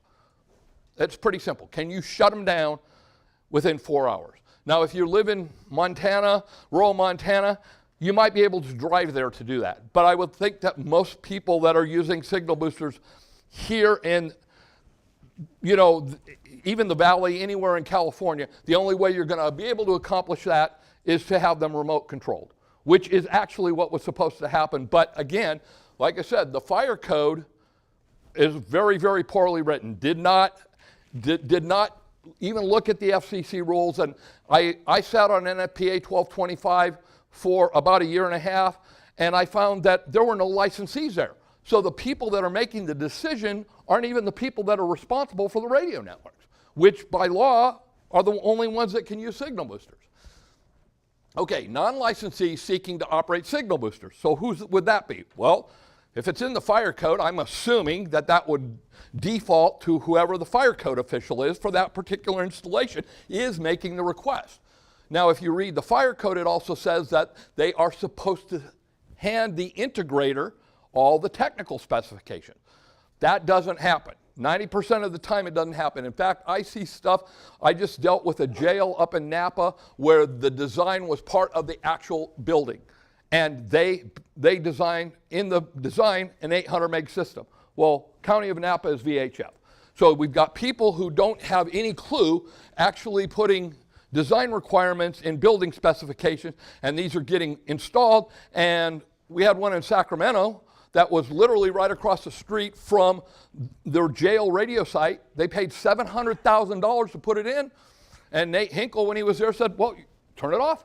You're not using it. And it was a state building. And this, well, we spent $700,000. Well, I'm sorry, you spent $700,000, but you did it without the authorization of the licensee. You did it. It's your, it's your call. The problem that I see with that is that a lot of money gets spent on the wrong solutions. Now, I want to sell signal boosters. Man, that's how I make my money, right? That's how I make my living. I do engineering on the side too, but the bottom line is I want to sell signal boosters, but I don't want to sell them for the wrong reason. And I'm going to actually bring we're going to go cover 2 things that happened very recently. One of them this week, one of them has been ongoing for a while. Okay, consent is not required from third-party licensees whose signals are incidentally retransmitted. I'm not going to really go into what that means, but if you put in a signal booster to cover Clovis PD, for instance, and Fresno gets through the system, you don't have to get both of them. But if your intent is to bring in both Fresno and Clovis, you need to get, for instance, you have to get licensee permission from both those parties. Where I see big problems is when you typically get the state involved, and you've got CAL FIRE, you got, say, Fresno, you got Stockton, you've got Sacramento, and then you've got CAL FIRE all in the mix, and nobody's getting the proper permissions from anybody. And then it becomes real hard to find because nobody even knows the thing exists, right? Nobody knows that that signal booster that's amplifying 5 different agencies even got put in because it was a state fire marshal that signed it off, and none of the local jurisdictions have any idea it's there and it's on their radio system. Okay, licensees that operate signal boosters are responsible for their operation. If you read the fire code, they say it's the building owner. There's no federal law, or there's no way that you transfer that responsibility from the licensee to the building owner. There's no legal way to do that. It is the licensee who's responsible for it, and there's good reason for that. Okay, you'll sometimes hear the term deployment rules. Deployment rules are not the same as certification rules. Just because my product is certified doesn't mean it can be used for a particular application. And I use one that everybody in this room can probably understand. I go out and I buy a 50-watt mobile from Motorola, and my license says I'm allowed to transmit 25 watts, right? Now, I have to buy a radio that's certified, but as a licensee, I have to make sure that that radio is turned down to 50 watts. That's my responsibility as a licensee. When it comes to signal boosters, it's the same thing. They're all over the map. Good engineering practices must be used in regards to radiation of intermodulation, that sort of thing. That is part of the FCC rules, and again, that goes back to the integrating party. If they don't know what they're doing, if they don't know what intermodulation is, why are you letting them put stuff on your system? Signal booster pass bands are limited to the service bands for which the operator is authorized. That's a biggie. There's nobody in this room that can authorize the use of a signal booster that covers FirstNet. Okay, period. I don't care what the fire code says. None of you in this room are FirstNet licensees, right? Are any of you representing AT&T? I don't think so. So City of San Francisco cannot put in their fire code that they're going to put in a FirstNet BDA without having the signature from somebody from FirstNet. Okay, device specifications or device certification under Part 90 does not guarantee the product can be used for any particular deployment. So I've heard manufacturers, in fact I've heard it come out of some people I didn't ever want to hear it come out of the mouth, that, oh, my product's certified, therefore you have to allow it on your network. Absolutely not, you do not. You don't have to allow anything on your network. If you're a licensee and you don't want to use signal boosters, you don't have to. And I'm kind of the opinion, let the manufacturers fight it out. Right now, one of the biggest problems is we're using 50-year-old technology that's been written into the fire code. We've got carrier squelch repeaters. For any people in here that are radio people, we quit using carrier squelch repeaters, back in the late 60s and maybe 70s, right? So they're carrier squelch repeaters. They'll actually make noise when BDA or when, LED light ballasts, or if you're in a casino, slot machines, electronic equipment on hospitals will actually be, noise that's in the hospital will be actually amplified and shot towards the radio site. Okay, this is one that we're going to talk about. I want you to remember this one rule because I'm going to come back to it. Signal boosters must not be used to extend the normal station's operating coverage. Many, many, many times signal boosters are being used to extend the natural coverage of the radio system. In other words, if you don't have portable coverage outside of your building, you're not a minus 75 outside of your building, and because your building's so dense, you've got to put in a system, that's an illegal play under the FCC rules, right? Now, that's for the licensee to determine, but the bottom line is signal boosters are not allowed to extend the coverage, the natural coverage area of the radio sites. As a manufacturer, we have to put on our boxes, right? This is not a consumer device. We have to put on this, a $100,000 fine, right? And it only can be put in by qualified personnel or the licensee. Licensee can put it in, or qualified personnel. Well, who determines who's a qualified personnel? It isn't NFPA, it isn't IFC, it is the licensee. The licensee is the one who's responsible. So, you can have all of these neat, whatever qualifications, or, even I could say somebody's certified on my product. I do not have the authority The only person that has the authority to define what a qualified person is the licensee.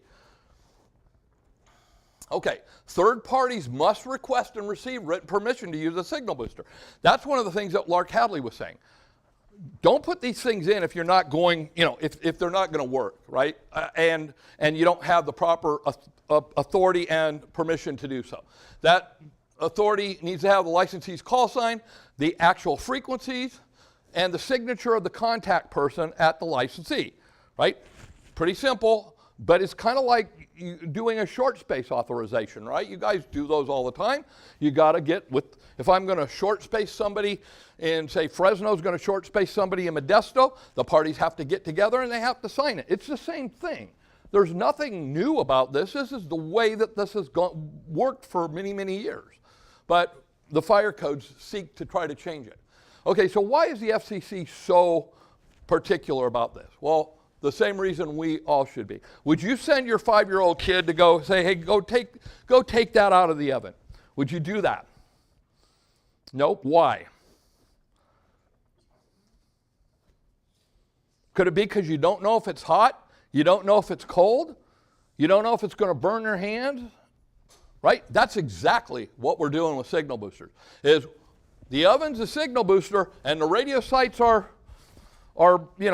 the radio sites are getting cooked by all the signal boosters out there, and we don't know what's going on. And that's simply because nobody's following the rules.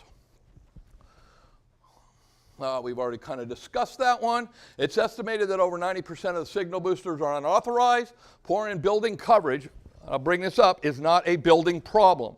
If you read the fire code, oh, it's a building owner's problem. No, it's not. It's a network problem. It's just like if you don't have coverage in the parking lot out here, you call the radio people to come fix it. Poor in-building coverage is a network issue, and it can only be solved by the licensees and those that understand the radio system for which they're working on. Okay, let's talk about something we can all relate to, right? Traffic. Well, how do we allow all the vehicles to share the same roadways without colliding with each other? That's pretty simple, right? You have a traffic engineer. They have to understand the traffic flow and behavior on their roadways, not somebody else's, but theirs. They need to design safe roadways. They improve intersectional safety. That's what I call when you got two signal boosters that are too close to each other. You got to limit the speed. Well, on signal boosters, you got to limit the gain, and you need to enhance education. So the same thing that we deal with traffic, we need to think about when we are using signal boosters, okay? So this is where we were in 2006. Things were loaded up, our channels were loaded, we had some noise. This is where we are in 2009 when the FCC brought out their letter saying, guys, stop it. Quit putting these boosters in without licensee permission, and that's where we are today. And unfortunately, the reality is that probably 80% of all the integrators don't even have test equipment. And I know this to be fact. When we'll get a call from an integrator that's got a problem and we say, hey, go out and check this with a spectrum analyzer. We don't have a spectrum analyzer. Hey, check the voltage on the batteries with your voltmeter. They don't have a voltmeter. Okay, these are the type of people that are putting this stuff in. You guys, and the licensees are the only ones who can stop it. Now, when we talk about signal boosters, everybody who's operating them should have a map like this. Now, this is South Carolina, right? They show all the booster types. All the boosters that are green aren't reporting any alarms, and I'm just going to throw out there that the alarms that are in the fire code are completely useless. They do nothing for the licensee, but at least they know where their boosters are. Okay, every signal booster takes up space on your infrastructure, so you need to make sure that you understand what you're doing when you put it in. Every signal booster actually creates a noise product that's radiated from each one of them, and everyone needs to be accounted for. Okay, and here's the reason, and I'm not going to go into heavy math, but I'm just going to show you. If we assume a minus 130 dBm noise floor, which is kind of the bottom, that's God's noise, basically. Again, I won't go into the formula. When we design a radio site, right, we would design it based on that much noise at the radio site, and we get 100% coverage. If we raise that noise by 6 dB, we reduce our coverage radius by 50%. If we raise it to 18 dB, we reduced it by 80%, okay? This happens, believe it or not, quite often. This is a picture, and I know this may not make any sense to some folks here. This is what's going on in downtown LA right now. All of this is noise here. These are the radio signals. All of this is noise. Now, where is this coming from? Well, the first way you find out is shut off your signal boosters. Last time I was down there, I had the radio guy who's the head of the radio division for the city of LA ITA tell me that he believes there's over 3,000 boosters in downtown LA and they don't know where they're at. So you do the math. If they were able to go find one a day, could they get that cleaned up by the time the Olympics are there? No, they can't. They got a big thing. That's the big thing on their plate right now is get this cleaned up. Okay, I've been down to Southern California. This is one of their main sites, Baldwin Hills. Baldwin Hills covers LAX. It covers up into Beverly Hills and back towards downtown LA. All of this is noise. None of these are carriers. This is all noise, and their frequencies start about 813. All of their frequencies in the uplink are between 813 and 815. This is all noise being generated by something, but they're seeing it at 7 sites. This is downtown LA. This is the one at City Hall. It's getting slammed pretty good. There is no tower top amplifier here or anything. This is all noise that should be. This is the noise floor down here. This is all noise up here. These are actual carriers that are in here, but the rest of this stuff is noise, okay? So the sites are being degraded, okay? And to put this in perspective, okay, this is kind of the overall picture. This is a propagation study that I did for them, and I just kind of want to give you some idea about this is their 3-watt talkback, portable, right? If they're portable in LA, this is where they have coverage. Blue is not, this is the borderline and minus 104, right? That would be the borderline that I would want my uplink signal. I could probably have a little bit less, but with the interference they have, it all goes gray. And even the most important areas, Beverly Hills, are blue, and blue is still limited coverage on portables. Here's a picture of LAX, right? There's LAX. This is an area around there. LAX, boom, again, same thing. They've lost all their portable coverage down by LAX, and what they're doing is using boosters to try to repair the problem that boosters have caused. Okay, so LAFD at design, their radio site at Baldwin Hills covered a radius of 7.16 miles, give or take. Today it covers less than 2 miles, okay? Just trying to put it in perspective there. Okay, plan check for licensees, and I don't want to go too terribly long here. At a minimum, if somebody's signing off on one of these systems, it has to have a full uplink and downlink budget, right? You need to see this. You need to see all the numbers.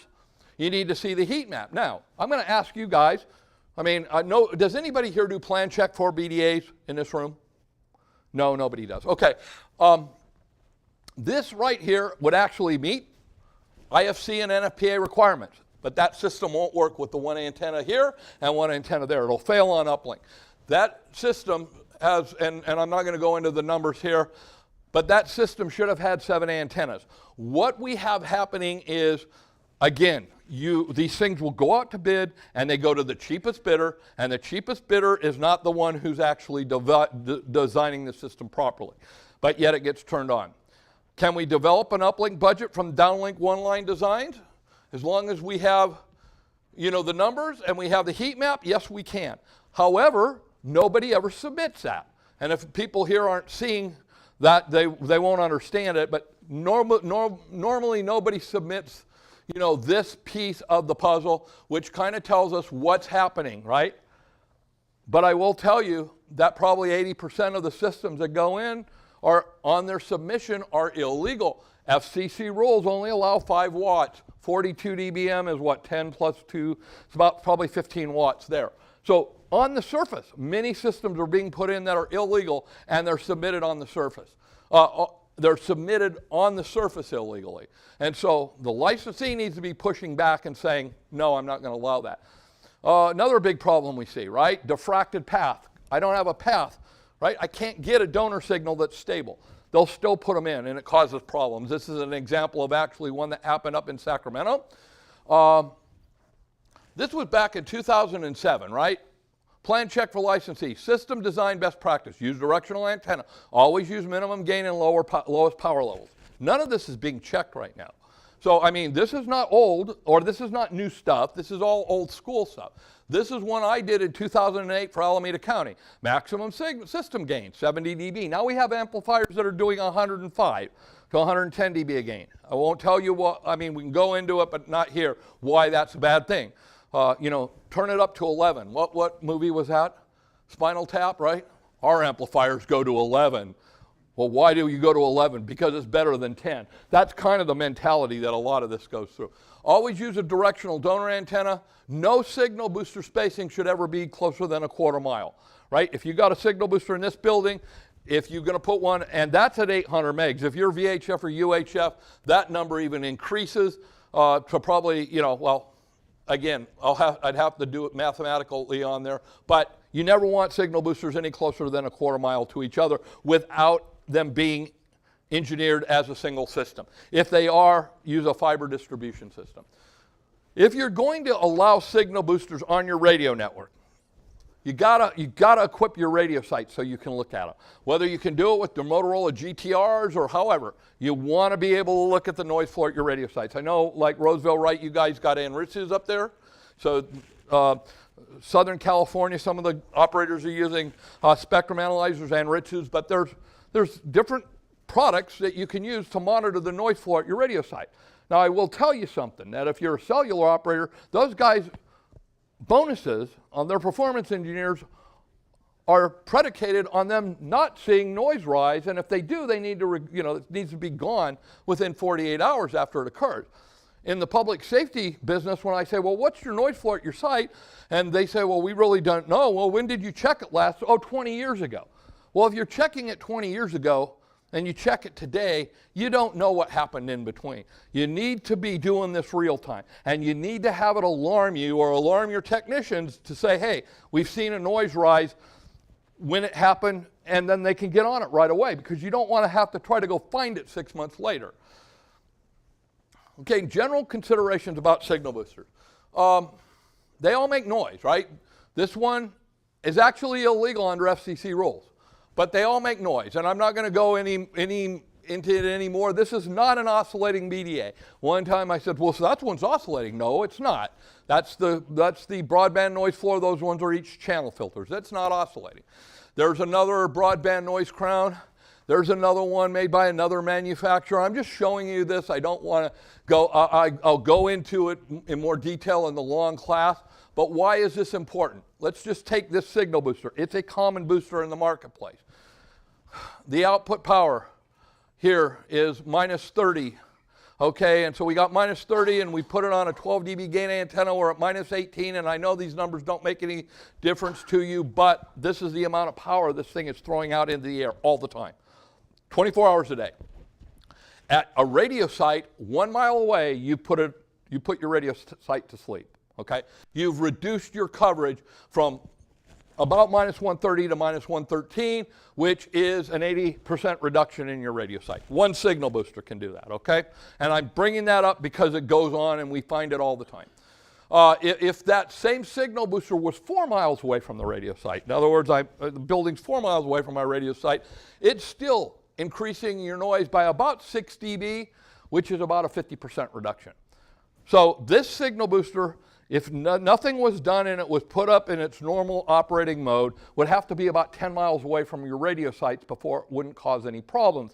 In many areas, that's not possible, right? Well, I mean, you take, and I use Sacramento because I know Sacramento, but I don't think you're ever more than about 6 miles from a radio site, maybe less, 5 miles, when you're in the Sacramento simulcast zone.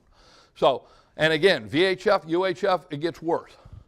Okay, so what does signal booster interference look like, right? Well, if you're lucky, somebody turns on the booster, it takes down your radio network, somebody notices it right away, and they go, oh, well, you know, they just put a new signal booster in the Rayleigh supermarket. You go over there, you unplug it, and it goes away.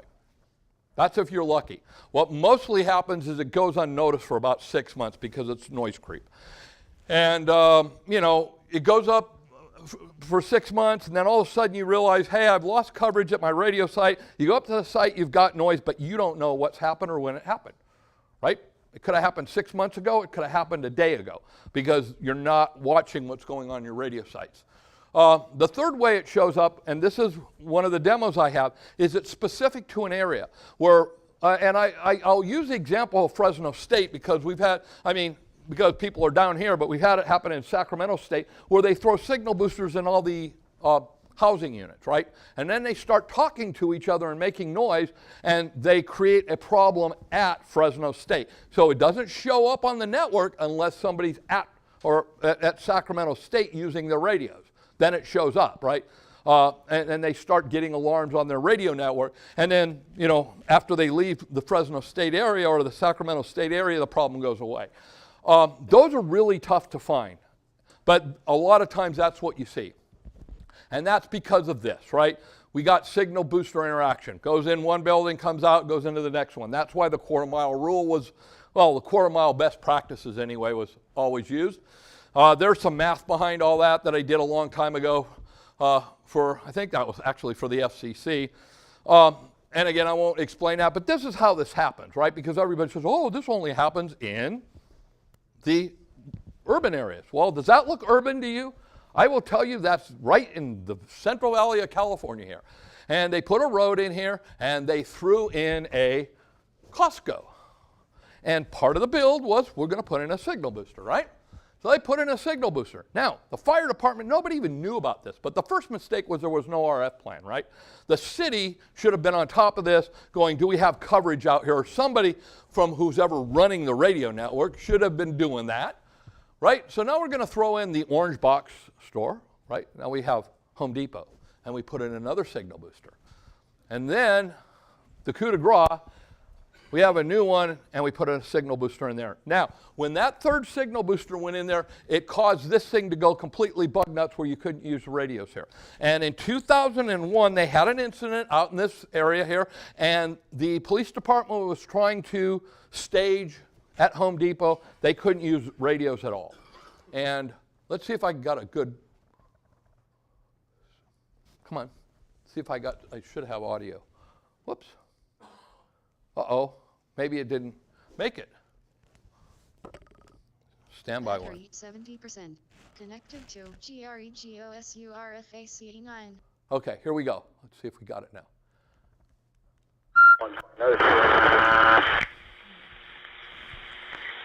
128, sorry, you had static tonight? Send others. She didn't get that the second time. The first time he said send others too. Sorry, you're still scratchy. You're scratchy. He said, so can you get the frequency gate, please? Okay. Adam 6110, was there another unit? Was there another unit? That poor dispatcher now. I heard it, right? Send others. I heard it the second time he said it. But that created a big old storm that caused all these people to move out of here, move back, and it wasn't a good deal. Now, I will tell you what ended up happening with that is that the city now no longer uses signal boosters. All the signal boosters were taken out, and 2 weeks later, after all the signal boosters were turned off, I got a call from a police sergeant there that said, hey, Greg, what'd you guys do out there? Because I got involved in it way after it happened. I said, nothing, we pulled everything out like you asked. And he said, well, we've never had good portable coverage in the parking lot out there, and now it's great. Okay, so probably these two boosters were interfering with each other since they were put in 8 years ago. The problem is that when we get involved with these, when somebody's charging somebody $2,500 a day to troubleshoot this stuff, they're not going to let you go look for root cause, right? It's, oh, you found the problem, unplug it, great, we're done. The other problem is that everybody wanted to blame it on the signal booster that was in Home Depot. It wasn't that signal booster. There had been 4 people out checking that booster. That wasn't the problem. It was an interaction between the two boosters. Now again, if there had been any records that we could have gone and said, okay, now these buildings are 400 foot. This is from here to here's 900. This is about 400 between these buildings. If there was some records about it that had been kept, we might have been able to do something. Okay, this is a P25 example of... You earlier, that 1216 27th Street.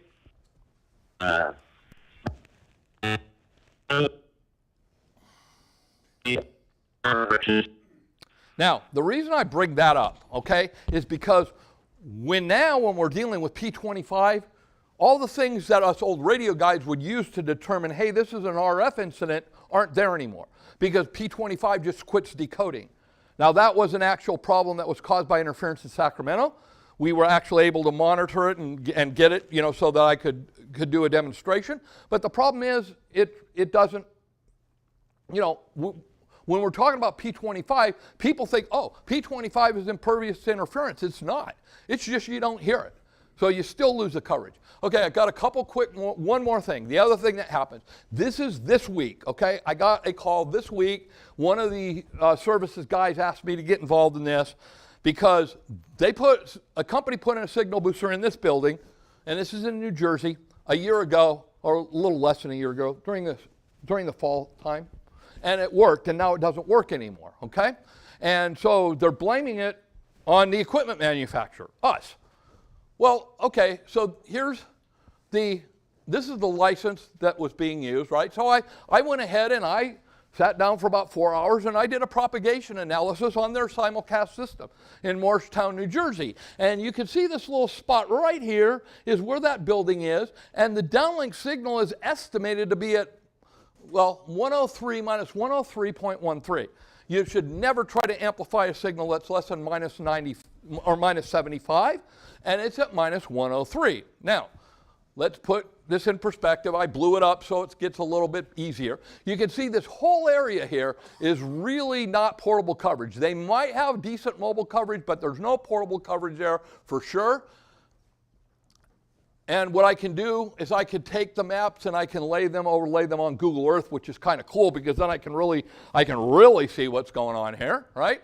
And so I just took the map, overlaid it on Google Earth. Again, blue spot here. This is where the radio site is. They've got other radio sites, but this is the only one that's really participating. There's a real close-up picture, and you can kind of see the building under the map there, okay? Now, I actually went. There's land. Here's the building. This is land right here. Immediately, the land goes up almost 600 foot above where that building is. There's no way you can get radio signal through here. If you look at what the estimation is, they're talking about a 30 dB diffraction loss, and I don't want to go again into the numbers, but they're talking through Earth. There's no path to the radio site, right? And here, you can even see this on Google Earth. I did it on Google Earth. Here's the radio site, and I had it pulled down, shade in, everything. Right here, if you follow this red line, 60% of it is going through land. Okay, this should have never been put in. Here's the profile, and this is Google Earth. So this isn't even a special piece of software. This is just anybody can do this. Okay, and here I just overlaid the map on the same thing, and you could see that there's virtually no way, and this is the only site serving this area, that there's any signal down there. Every bit of signal they get down there is diffracted, bouncing around. It's not a good, they should have never put in a booster here, right? The licensee should have stepped in and said, nope, we need to improve the radio system, because this is 100% increasing the coverage, the natural coverage area of this radio site, which is illegal under the FCC rules, but it goes on all the time. Okay, and I just thought I wanted to bring that up because it was right there. Signal boosters may not be used to extend the normal operating range. So that's what they were doing there. And that's my presentation. I know I slammed through it pretty quick. It's a lot longer presentation, and I try to keep it right to 1 hour. And then I do also like to show that because that was found 2 weeks ago in downtown Los Angeles, okay? This is a signal booster install in downtown LA. So I'm telling you folks, this is not good. I have no comment. I can't comment. I'll let you comment on that. But anyway, I thank you for your time. And if there are any questions, I think we're about ready to have lunch, right? Yeah, lunch is ready. I would suggest if you guys have questions, come see Greg during that lunchtime so we can keep things moving along. The caterer is set up. It's out the doorway, down the hall, third door on your left. They've asked us to go in groups of 5 or 6. It's just grab your stuff and come back. So just pick it up there, eat here. Sodas in this cooler from Paul, and then water's over there. And then once everyone's settled back in, we'll do door prizes. So thanks again, everyone, for being part of this meeting. And we appreciate everyone's time and effort that went into it, particularly Paul and Greg and the board. Thank you. Thank you.